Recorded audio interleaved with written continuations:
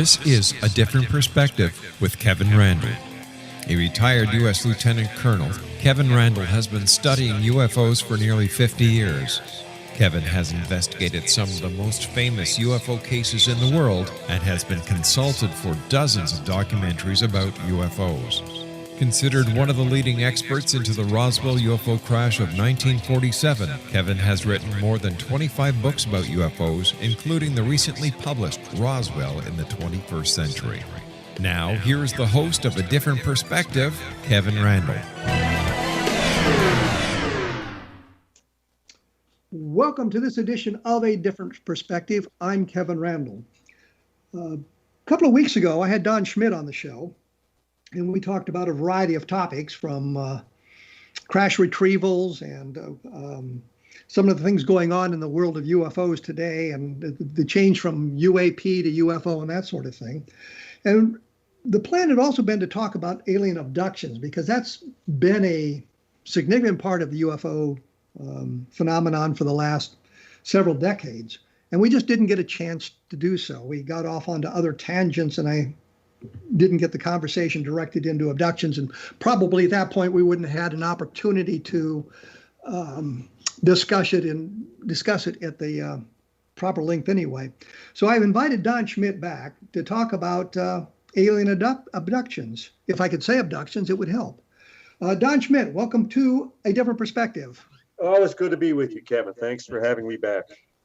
Well, I think, there are always lots of areas to talk about in UFOs, and we could talk about crop circles and cattle mutilations and landing traces and all of this thing, but abductions have taken over or have used an awful lot of the UFO resources. Well, I was going to say researchers, but resources in the last several decades.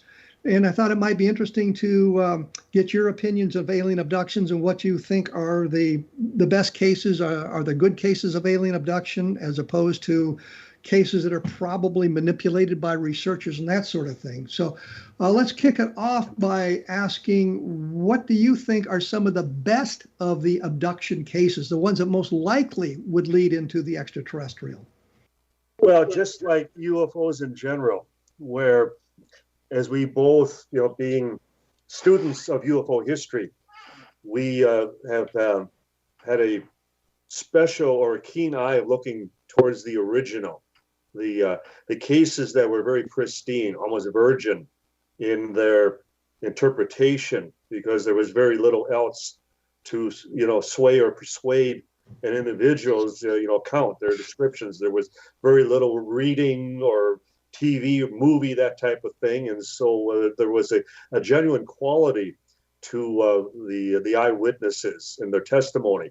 And I think the same would apply towards the most early of the so-called missing time. I don't even call them abduction. I call them missing time experiences, because they had very little outside influence. I'm concerned that within the last number of decades that just about everybody and anybody around the world has read, has seen, has heard, some story of, UFO abduction scenario. And as a result, they have a preconceived, opinion. They have a scenario within their very subconscious of what may have taken place. And as a result, given that over 75% of these cases have to rely on hypnosis to retrieve any form of information, then one has to consider just how accurate is any of the information when it has all been, so thoroughly coached and influenced by outside, stimuli.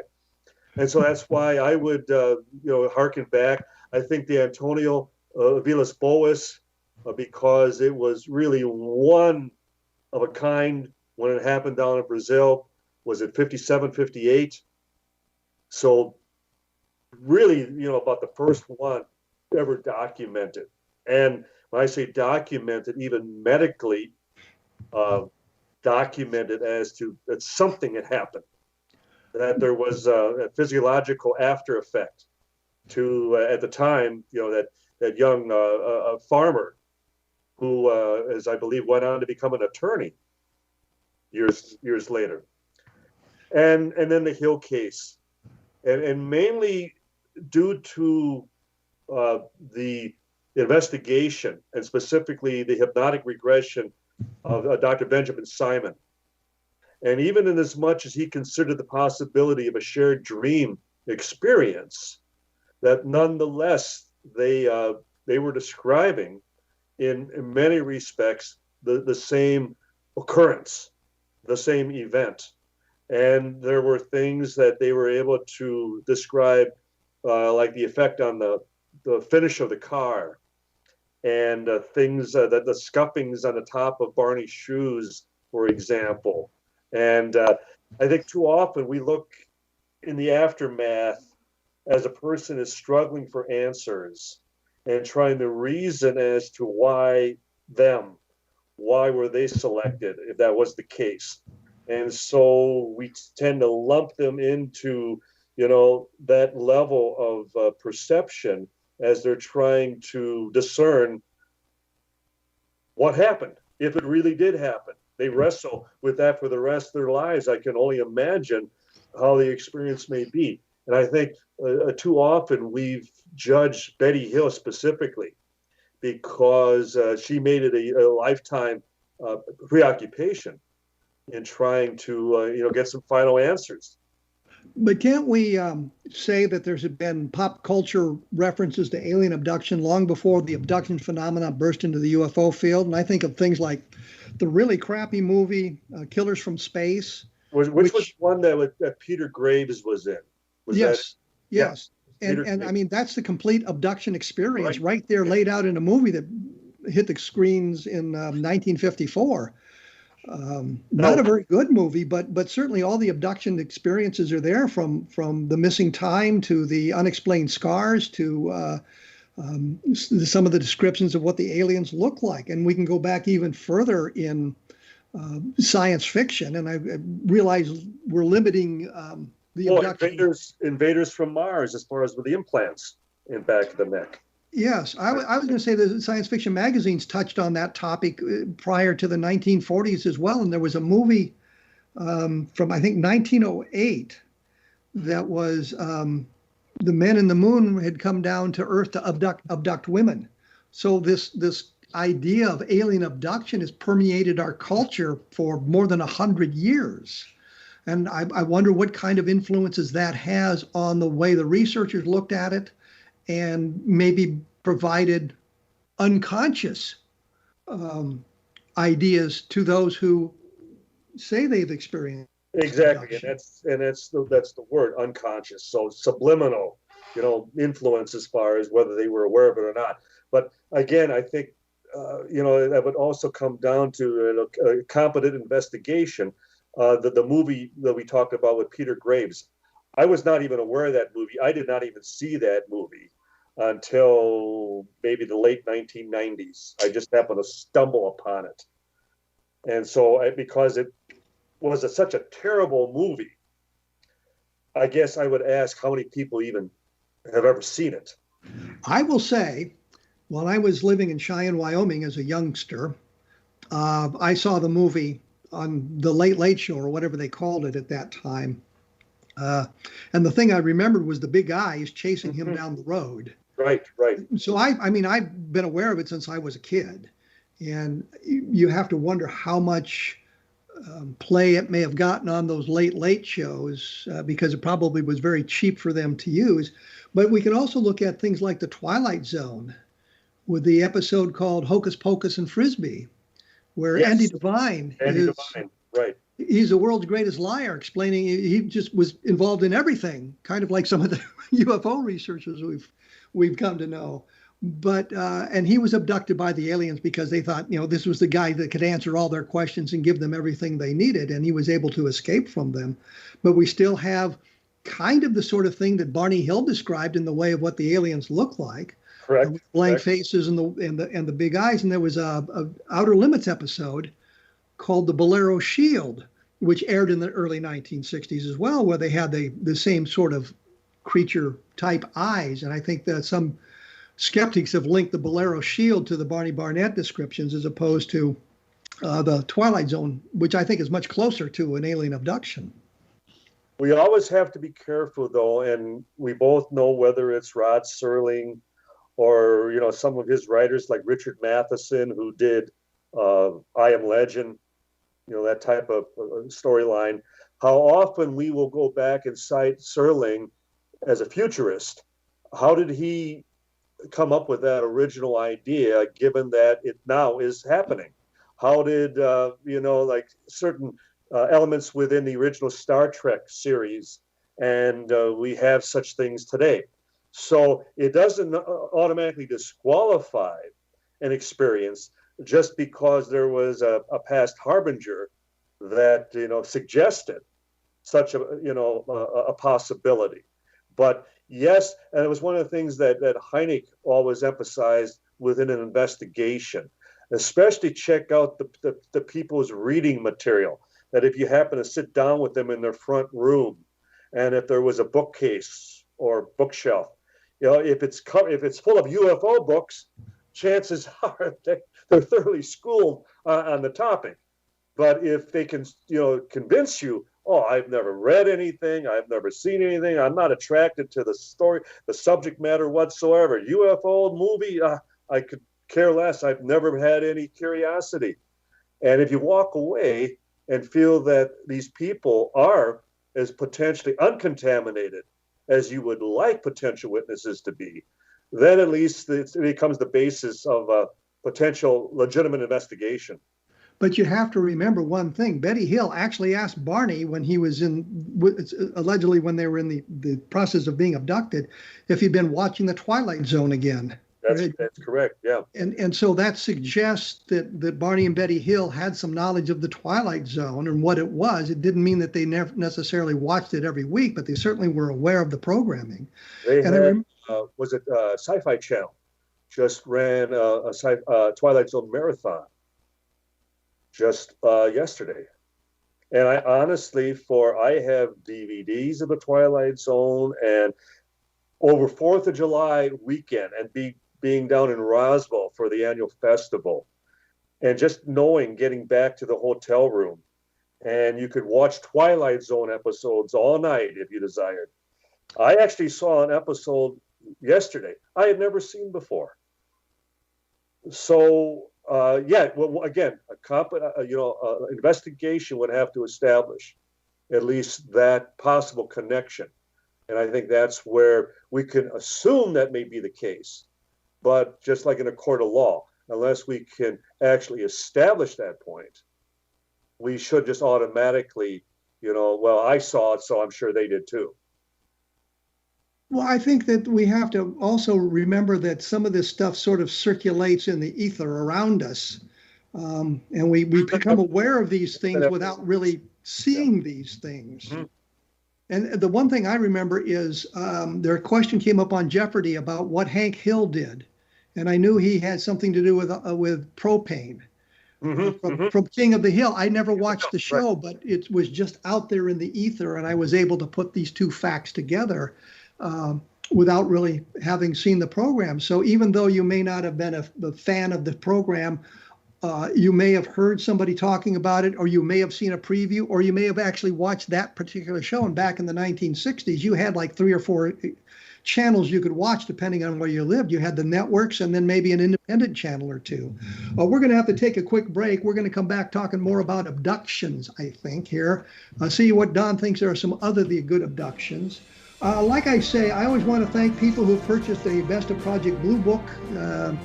If you've liked the book, take a chance and rate it on Amazon. Same thing with Roswell in the 21st Century, Encounters in the Desert.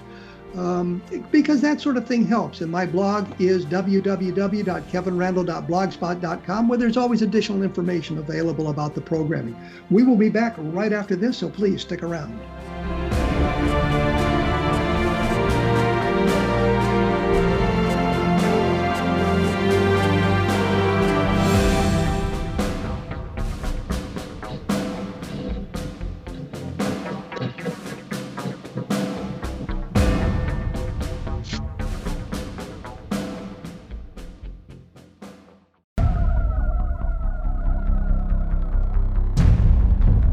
I am here with Don Schmitt. We're talking alien abductions.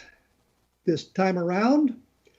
When we left, we were looking at the pop cultural influences of it. I'm not sure we finished that topic, but we're going to move on anyway. You mentioned earlier about the influences of hypnotic regression. 75% of the cases are recalled under hypnotic regression, I think was the figure you used. Right. How does the hypnotic regression, is that a useful tool in investigations, or is it really more a way of implanting memories? I think, for example, when it's used in law enforcement, and I remember when Dr. Hynek worked originally with the late Stanley V. Mitchell down in Chicago. And Mitchell was the president of the American Hypnosis Society. And he had developed battlefield hypnosis during the Korean War, that they were able to do surgeries and even amputations if necessary, if one's life depended on it, under nothing more than hypnotic trance, so to speak. And then when I saw video, I saw examples, and I saw the example involving the Chicago Police Department, where a witness to a fleeing vehicle was only able to recall the color of the car. And then under hypnosis, not only the make, the year, but also the license plate number. And it turned out to be absolutely accurate, totally accurate. So, but on the other side of the coin, there's many police departments, and there's very many states that now reject hypnotically recovered testimony. Yes, that's being inaccurate, and the subject under hypnotic regression is easily led. So, right. I wonder how that influences the recovery of the abduction experiences. Yeah, that is the problem. And in this particular case that I described, because it was obviously substantiated, because it happened to be the guilty party, and the reason they were able to make the apprehension was because with the license number, it provided the owner, the registrant of the car, that type of thing. So, right. I mean, I'm not sure there've been cases, as we know, there've been many law enforcement situations where using faulty information or leading information, they will arrest an easy target, a willing, accused to wrap up a case, that type of thing. And so it always comes down to the competence of the individual. And within the UFO community, I find that it's always been very lacking, in that you've had, whether it was Dr. John Mack, late Dr. John Mack of Harvard, or even Bud Hopkins, who was an artist, or Dr. David Jacobs of Temple University, who's a historian. The idea that the only one that was medically trained to some degree was Dr. John Mack, and yet none of them were proficient in the medical process of regression, whether it be used for smoking or weight reduction, dieting, that type of thing, certain eating disorders. And so I think it's been demonstrated that within, the medical field, that it can be a useful tool in providing someone with the techniques to steer them away from lighting up the next cigarette or having that compulsion to eat that next donut, that type of thing. Okay, fine. But the actual art of retrieving information is, again, if the individual is coached in any way, if there are leading questions that will steer the individual into responding with preconceived answers to, that regression, it's totally false. It's very faulty. And I think John Mack made an interesting comment. You can read about it in the book Close Encounters of the Fourth Kind by Bryant. And he said it to Russ Estes, Bill Cohn, and me on videotape, which was he was surprised at the matching of the experiencer with the researcher, meaning that exactly. that Bud Hopkins got the cold, calculating scientific guys, and John Mack got the aliens with sort of an Eastern philosophy, and David Jacobs got the aliens interested in infiltrating. Yes, I was going to say invading, but infiltrating is a better word. But he said there was a curious matching, and I thought he should have flipped it around, because it suggests an influence by the researcher to the people always went in the direction he wanted them to go. I say he wanted them to go. Exactly, and that was the same argument that when Bud was still alive, when Mac was still alive, that we were confronting them with. The fact that the so-called abductees were reflecting the very persona, the very backgrounds, the very, chase the causes that these people were pursuing. Like in Mac's case, his people all turned out to be very much involved with the environment, environmentalists. They were happy that they were selected. They were vanguards. They were ambassadors who were now assigned to save the earth. And they were waving that environmental flag. And so John was able to then instill this in his minions that he was regressing and working with. And so that was his influence on these abductees. And in Bud Hopkins' case, that they were being violated, they were being raped, they were assaulted, they were being intruded on. Well, his book, Intruders, they come into people's homes, into their bedrooms, and without invitation. And so they were the boogeymen. And in Dave Jacobs, the hybrids, the infiltration, they're taking over at the highest orders of, government and our education institutions, and they're here to take over, all based on the preconceived, as far as belief systems, of the individuals who were supposedly objective, unbiased, and just looking for the facts, man. Well, I would like to say one thing here. I believe I am the first person to ever report the aliens coming into the homes during an abduction scenario. I was investigating a case that I received from Saga Magazine. I wrote UFO articles for Saga Magazine and UFO Report, and one of the stories inspired a woman in Utah to write to the magazine to get in touch with me. And during the hypnotic regression sessions conducted by James Harder, not by me, she explained how the aliens had come into the house.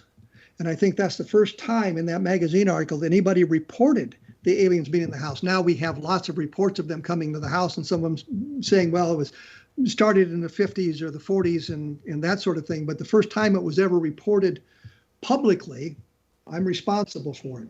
And I don't think anyone asked more leading questions than Dr. James Harder of Berkeley. He was out to prove the Barney and Betty Hill case was true, and the way he was going to prove it was to find other people separated from Barney and Betty Hill with no connection to them, saying basically the same things they did. And we were working together in Utah. I, of course, young and naive and didn't understand all the processes going on there. But between the hypnotic regression sessions with the woman, he would discuss what had happened and other things like that. And he mentioned Betty Hill's examination at one point, and the witness had never brought that up before. And in the next session, she said, I don't remember being examined, but I know I was. And that was a direct result of Harder's, shall we say, implantation of the idea about what the aliens were doing. And what their purpose, what their agenda was. It was to examine, it was to test, it was to analyze. And what was so disturbing was the last confrontation I had with Harder. And he was trying to convince me that not only are we being visited by a number of different alien races, but I remember that he was claiming that it was over 120. And it's like, and that's the person I would entrust to regress a loved one that I was hoping, at least to get to the bottom of, what may be the underlying, stimulus in all this. and you're working with somebody who's out to prove that you were abducted by aliens, whether you were or not. Well, the other question that comes up from that is, if there's 120 different alien races abducting people, and they wouldn't be just abducting Americans, they'd be abducting South Americans and Chinese and Asians and Europeans and Africans, probably no Canadians, but certainly abducting people from around the world. Where are all the spaceships parked? You've got to have a huge number of spacecraft parked out there so that they can make all the abductions. And you've got people who claim they've been abducted 50, 60 times. So how many more spacecraft are out there? And each person would probably require a spacecraft, and the logistics of it just simply do not work out, which doesn't mean all cases are ridiculous. It just means that the vast majority kind of fall into the same thing as the UFO sightings. Very subjective, yes. The researcher is doing an awful lot of damage. Let me ask you, you're familiar with sleep paralysis, of course. Oh, absolutely. I've experienced it on one occasion. And it's very frightening because you swear you're wide awake and you can't move and you can't cry out and you feel a presence, someone in the room, someone in the bedroom with you. And unless you finally realize what had just transpired, yes, it could leave that lasting effect that, oh my God, and then you fall into the hands of someone who creates the impression that, well, you may have had an actual encounter, you may have been visited, you may have been abducted. And so I experienced it myself, so I could see how, again, as far as a false sense of assurance that it involves something else, that you could come away believing, yes, I'm one of these abductees. I need a support group. Or I need a researcher to help me out. Right. Bud Hopkins said that he never led the witnesses. He was very careful about doing that. And I did an article which appears on my blog at www.kevinrandle.blogspot.com. I did that just so I could make that point, to show where he'd led a witness. So I went through his books and I found the perfect example of that, him leading the witness, sort of the challenge accepted type thing. But you see that the operator, the hypnotist, isn't fully cognizant of the way he or she is leading the witness with the questions that are being asked. When the witness would say, well, I don't remember anything more, describe something like you just did about sleep paralysis. I couldn't move, there was an alien, there was something in the room with me, that sort of thing. But that's all I remember. And the next question would be, you can remember more about that. Tell me more. Let's go deeper. Let's pretend you're on an escalator. You'll go deeper into this trance, and then it's in another room, and you can see over the wall what's going on. And that in and of itself suggests to the witness there's something more to be told, something more to be talked about, and that they are now attempting to come up with additional memories to please the operator, please the hypnotist. Exactly. We worked on, and Dr. Hynek, when we had worked on a number of cases, and we would constantly have an individual apologizing if there was nothing there.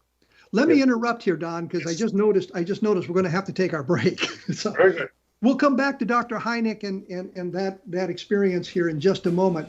You are listening to a different perspective on the X-Zone Broadcast Network, and I want to mention that there are many good programs on the network. So take a look at the listings on the website, and you'll find something that will interest you. And we will be back right after this, so please stick around.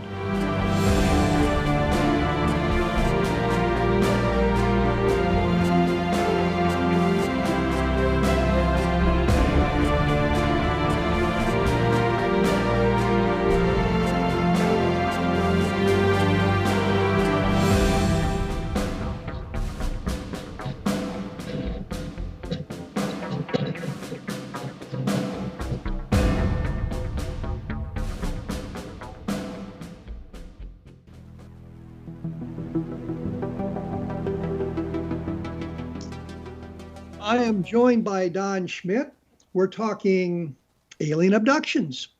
When we went away, you were mentioning that Hynek had observed some of this leading of the witnesses, and I had to cut you off in the middle of a sentence there. So pick it up from that point, please.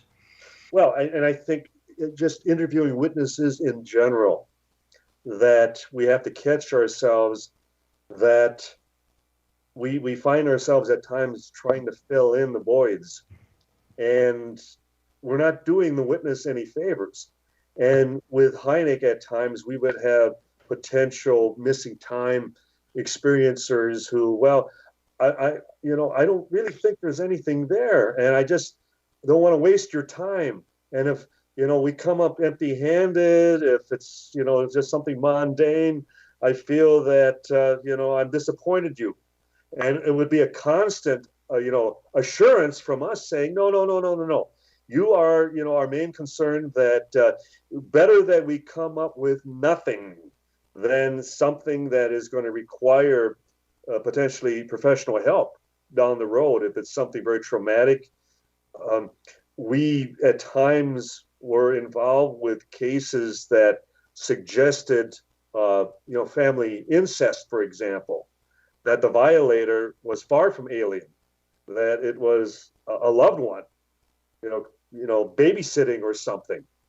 And that's one of the reasons that more times than not, it's always been, our policy, if it's nothing that is bothering you, if you're not having, nightmares or reoccurring dreams that are disrupting your sleep, you're becoming, an insomniac, or, you have a fear zone, you drive by a stretch of road back and forth to work, and, you're very uncomfortable by it, that type of thing.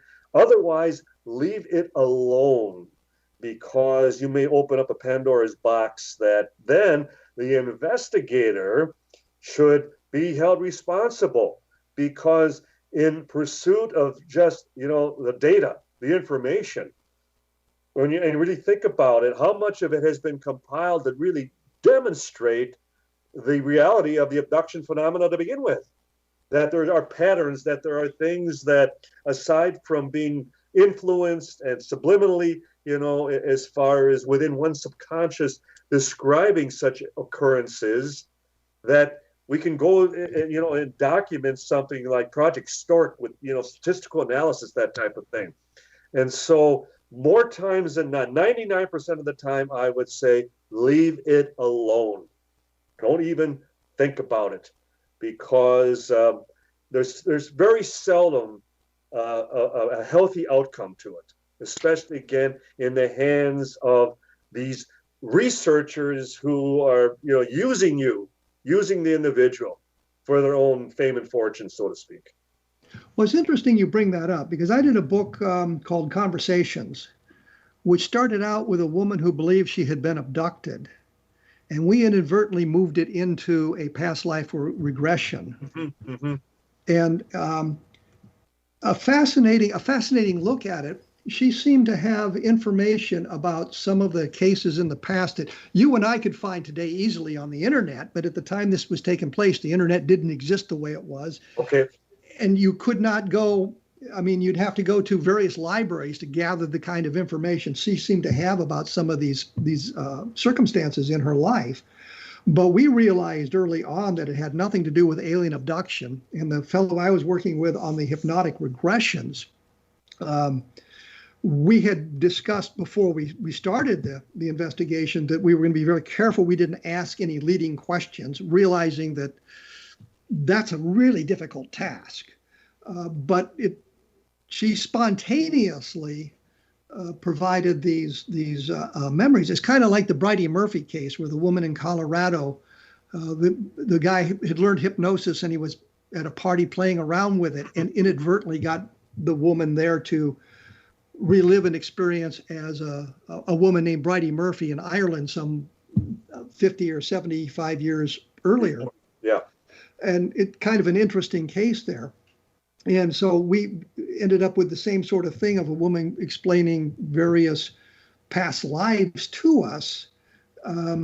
with information that should not have been readily available to her at the time, although in today's environment it would have been. But the book, I think, is interesting, if for nothing else, for the details of some of the historical events mentioned in it. The opening chapter for the book is on my website, www.thesciencefictionsite.com, for those of you who would like to take a look and see if that's something that interests you. But it's kind of the same thing. She was having some trouble, and we were able to eliminate her anxieties by delving into these sorts of things, and by comforting her in that way, we were able to make her a much happier person, and that she didn't have to worry about this stuff. And we recorded the sessions, and we left them. We told her, we're not going to tell you what happened in this session. When we were through, we will give you everything, and you will know everything. And then it's up to you what you want to do with it. Absolutely, and it's a fine example as far as where hypnosis can be used, especially for creating a mental block, for example, that if there's a traumatic experience that from the subconscious keeps resurfacing, keeps, coming to mind day after day after day, that you can literally think the doctor can create that wall, that barrier, that it becomes not only a distant memory, but it's as though it slowly gets pushed out of the very psyche of the individual. So we've seen that. And these aren't UFO experiences, but again, as far as with incompetent hands, that hypnosis can be a most useful tool. But the other thing is, you cannot be a therapist or a researcher or an artist. You have to take one track and not the other, because the research sometimes collides with the therapy. Exactly. I don't think some of the people conducting these hypnotic regression sessions understand that as well as they should, and lead to even more trauma. Exactly. With the victim of the hypnotic regression. We both recall. I mean, there were, and Harder was a good example of this, where they would do conventions, and they would travel throughout the country, seeking, and as I would say, they were seeking victims. They were seeking out people that would describe a close encounter, something that, well, maybe we can flesh something deeper. We can get something else, within your subconscious. And if you come up to my room, tonight, we can do some regression. And they would leave the person stone cold, that they would open up as far as, that portal into, their background, very something, that left an indelible mark as far as on their very, mental condition, and then get on their plane the next day and head home. And here this poor person is sitting there, and what else am I supposed to do? Who else am I supposed to go to?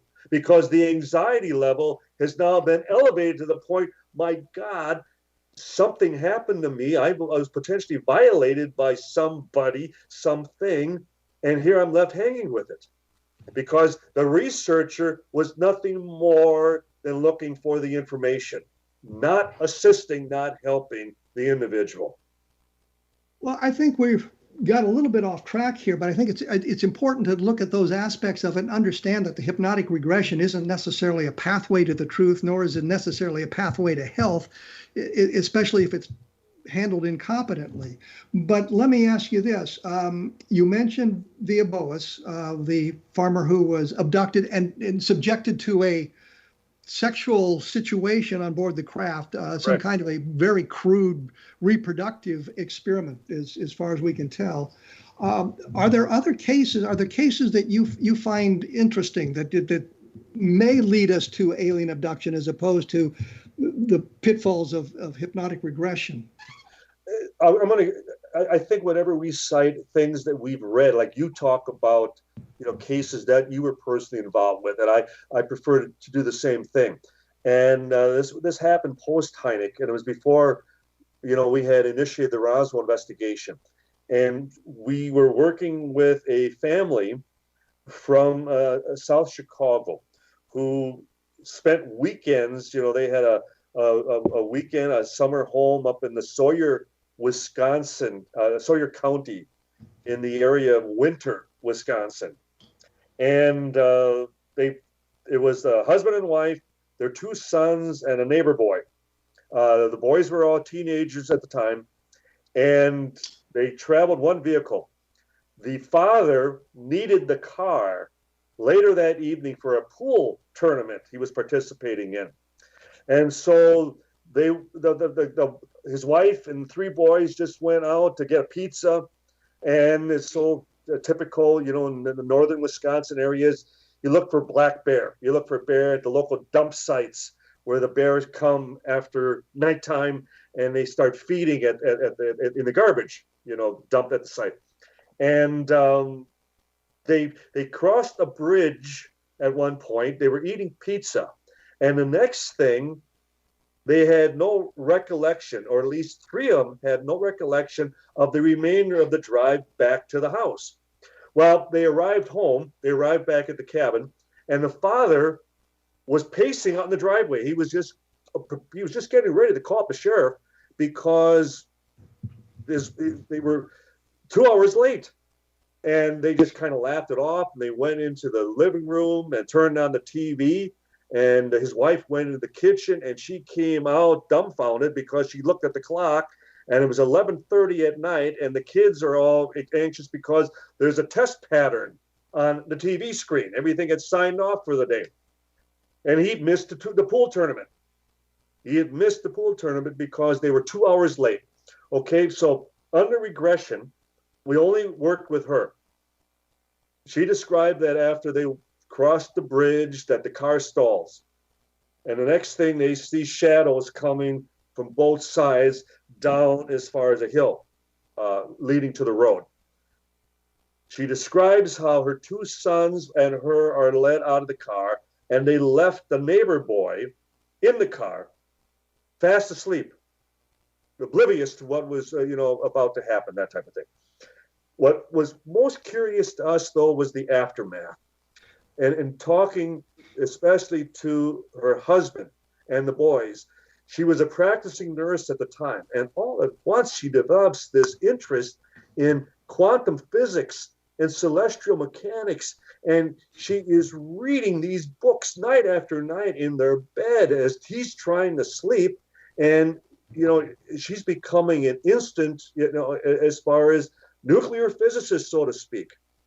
And then one day she takes off. She just leaves.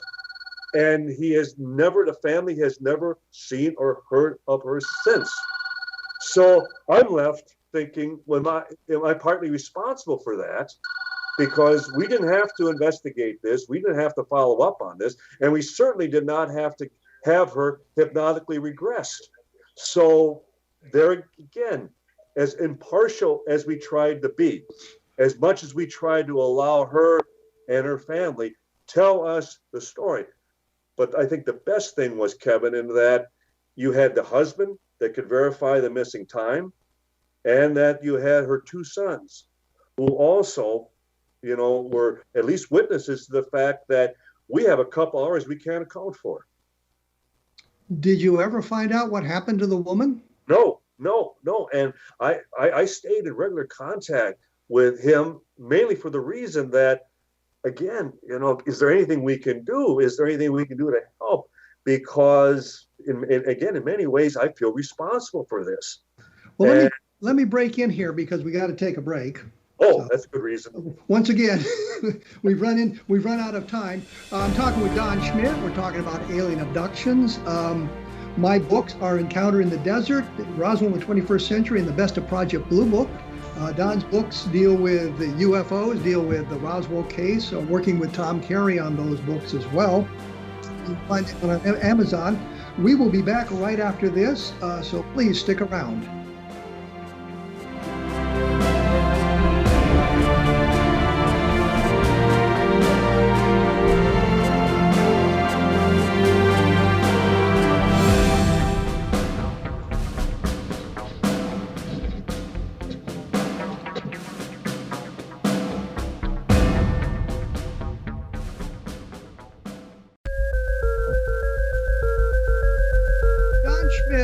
I are talking about alien abductions. And I wondered if there were cases that he found particularly persuasive. I'm wondering about Travis Walton, Pascagoula, some of the sort of one-offs. I've talked to Calvin Parker from Pascagoula a couple of times. I've met Travis Walton and Mike Rogers on occasion, and Mike Rogers has been on this program. So I wondered, what are your feelings on those cases? Well, I know there's a rift presently between Mike Rogers and Travis. Apparently the rift has been healed. Okay, good, because I always felt it was more personal than, and the thing is, I think we both were concerned that he might do something that could damage the event itself. Well, for those of interested, I stuck my nose into the rift between Rogers and Travis Walton, and there are a number of blog postings in the last month or 6 weeks about that, including the fact that they seem to reconciliated. Good. I think, and mainly for the fact that they've known each other for forever, almost 50 years. So, but I've never considered the Walton case an abduction as much as somebody who was at the wrong place at the wrong time, got too close, got zapped, and they, as I would say, they took the paddles, they put the paddles to them, they revived them, they brought them back. So it's different in that regard. I've met Calvin myself. I've met the late Charlie Hickson before that, and I find Calvin very believable. Is down to earth, an individual you could ever meet. In many respects, I know he's in poor health at the moment, so we all wish him well. I will break in here to say that he is out of the hospital now and he's home and apparently is recovering. And that's the latest word I have, like 2 or 3 days ago. Yes, and that's wonderful because it is something life-threatening in that regard. And but you talk about someone for almost 50 years was totally unassuming, who just wanted to wash his hands of the entire experience and had a difficult time, keeping a job and, just maintaining his daily sanity.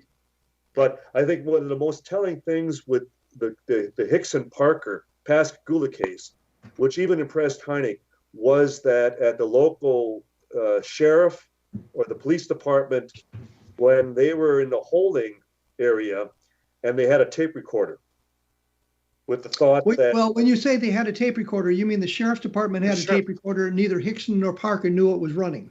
Correct. I'm glad you clarified that. And the point being that they could have, been joking or confessing as far as, we might get caught, and, maybe we should, back down from the... But the fact that...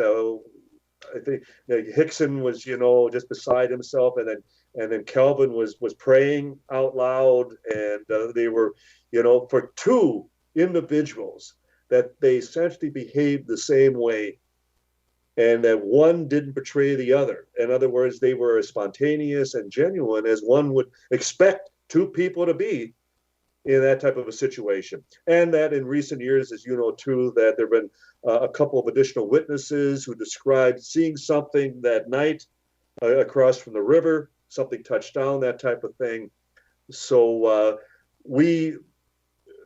Calvin, again, if one were to speak of someone who was truly the salt of the earth, somebody that really has never done anything up to this point to capitalize or gain from the experience, it would be the likes of a Calvin Parker.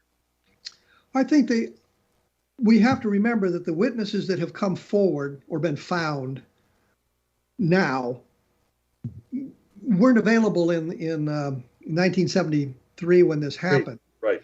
And I'm always a little bit concerned with witnesses who sort of jump on the bandwagon so late. But I understand, of course, the reluctance, especially in the 70s, of coming forward with a UFO story because of the curtain of ridicule that often was brought down on people who claimed to have seen UFOs, let alone seen something that would have been like the Hickson Parker abduction. I'm always a little concerned that they didn't come forward sooner.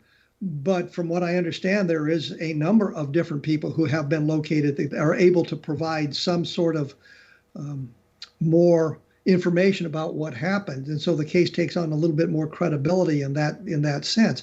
But I still am concerned about the idea of the abduction itself. I mean, not necessarily the Hickson Park abduction or the Walton abduction, which, by the way, I think of these as targets of opportunity. Villas Boas, the Hills, Pascagoula, Walton, they were outside, they were sort of in the wrong place at the wrong time. They were targets of opportunity, as opposed to the other witnesses who come forward and have the longitudinal studies going on, where they're abducted from childhood through adulthood and that sort of thing. I find the targets of opportunity being somewhat more credible than those kinds of tales. Absolutely, absolutely, and also much to both Hickson and Parker's credit, the fact that they described beings that were totally unlike anything described heretofore or since, for that matter. So they were taking quite a chance by that. Just as so nice, again, 75% of these people have no recall.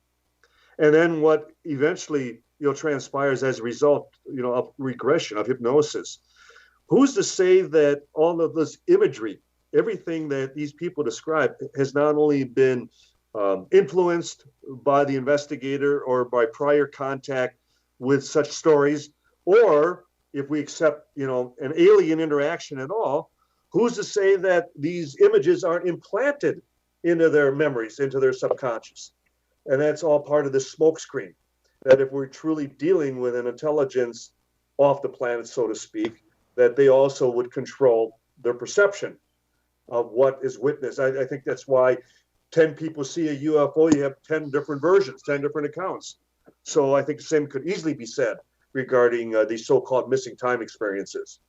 Well, we do have to look at the influence of pop culture, Absolutely. Especially in today's environment, but even back in the 1970s, because as I mentioned before, there's been an awful lot of television programs and movies and books talking about these sorts of scenarios in a fictional realm.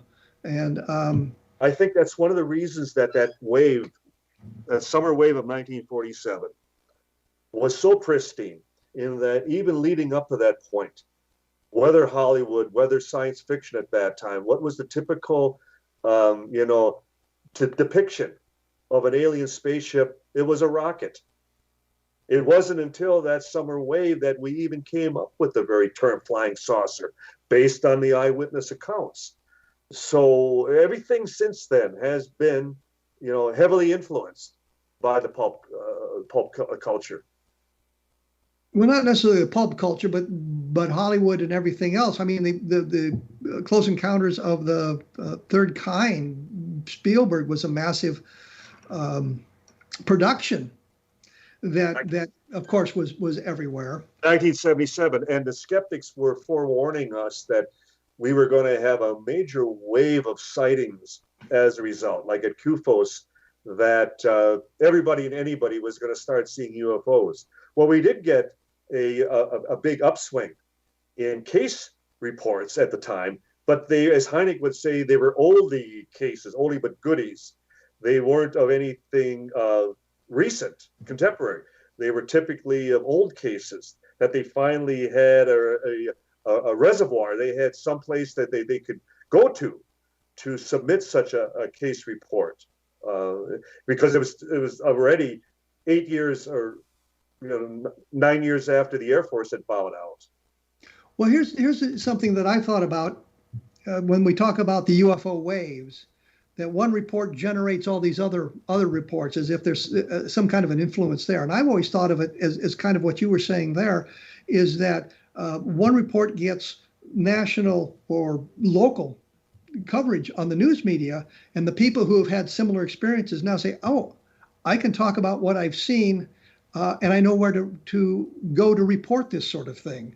So that you do get an upswing in the reports, not necessarily because of an influence of that particular report, but they now know where they can go to report what they have seen. So you get a kind of an artificial uptick in the swings, in the sightings. And especially without the ridicule. Yes. The taboo, as far as mention of the very, phrase. And so, and I think it's long, accepted that the vast majority of sightings go unreported. Well, because people don't want to be ridiculed, and they see other people have seen the things, so they're thinking, well, now there's I guess safety in numbers. I can come out and say what I'd seen. There was an experiment done in New Jersey just a few years ago where guys were tying railroad flares to balloons, weather balloons, and sending them off to see if they could generate UFO reports. And what I found interesting here, the reason I bring this up, is that the witnesses to the balloons pretty much knew what they were looking at. They would say, well, I saw something strange and it did this and this.